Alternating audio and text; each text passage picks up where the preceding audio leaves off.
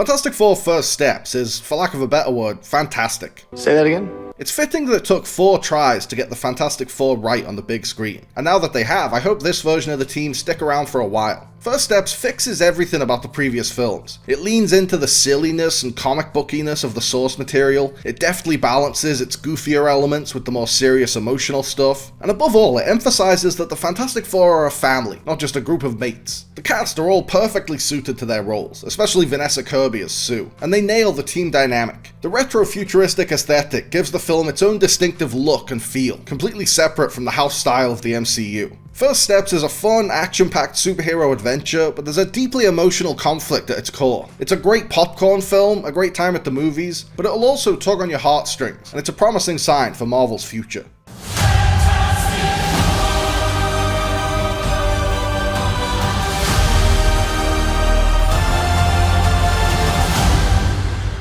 Spoilers ahead for Fantastic Four First Steps.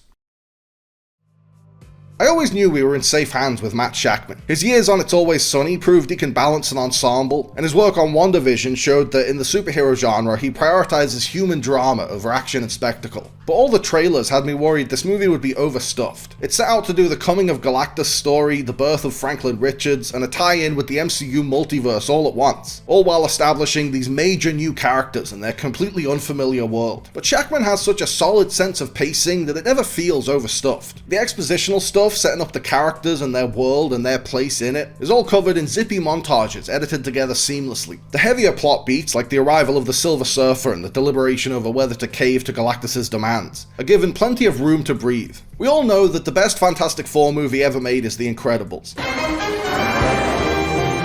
And First Steps seems to be wisely taking its cues from that Pixar classic. It's even got the same composer as The Incredibles in the brilliant Michael Giacchino, who gives the Fantastic Four a delightfully catchy new theme. Like The Incredibles, First Steps is an intoxicating blend of light-hearted family sitcom and high-stakes comic book actioner. Visually, it takes place in an alternate 1960s full of analog futuristic tech like flying cars and robots that run on tape. Dramatically, it revolves around a superpowered family trying to retain some semblance of normalcy and routine despite leading extraordinary lives. They're beloved by the public, it almost feels like Beatlemania, but the second they're unsure if they can continue to keep their fans safe, those people turn on them. Are we safe? I don't know.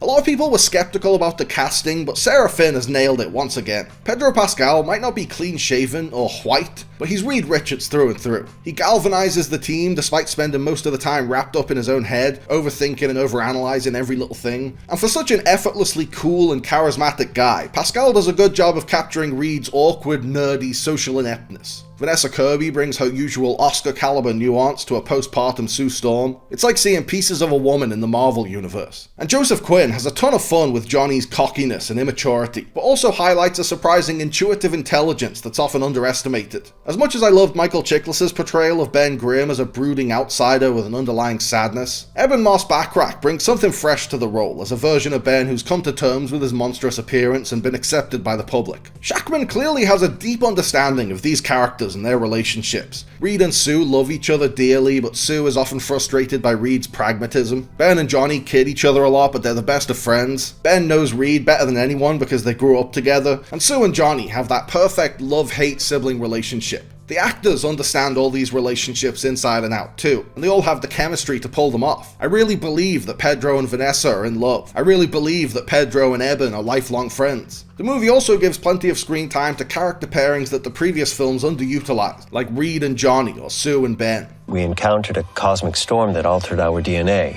We came back with anomalies. And they returned with superpowers.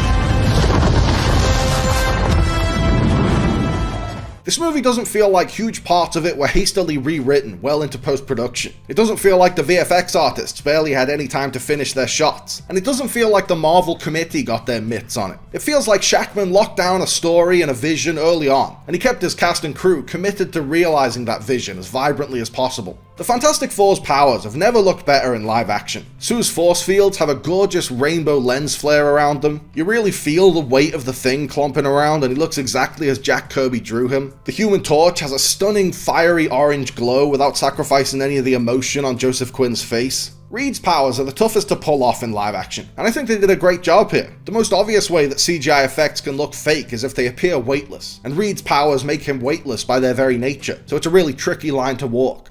They defeated Red Ghost and his super apes.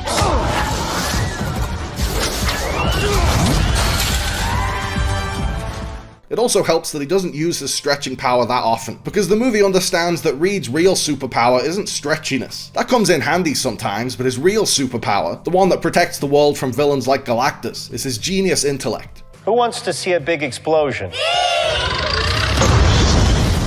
This is the second time Pedro Pascal has been faced with choosing between the life of his child and the lives of every other human on Earth. It's a really powerful, dramatic dilemma to hinge this story on. For years, the Fantastic Four have placed their duty to the world above everything else, but now they have an even higher calling than that: parenthood. It grounds all the superhero spectacle in real human emotions, and focuses this world-ending threat on the more relatable stakes of protecting this precious little baby. The final battle against Galactus has all the action-packed fun you'd want from the Fantastic Four fighting a kaiju space god on the streets of New York, but it still holds on to that emotional core. It takes the notion that a mother is capable of superhuman feats when her child is in danger to the superhuman level. When Sue Storm hears her baby crying, she's capable of beating up Galactus.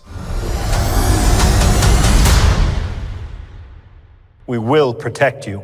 At its very best, Marvel Studios can mix the perfect cocktail of heartfelt human drama, light-hearted character comedy, and breathtaking sci-fi action pageantry. And that's just what this movie does. Quantumania was the first film of the MCU's Phase 5, and it felt like a death knell. As the first film of Phase 6, Fantastic Four feels much more encouraging. It's a sign that we're finally getting back on track. Marvel's first family just might be their last hope.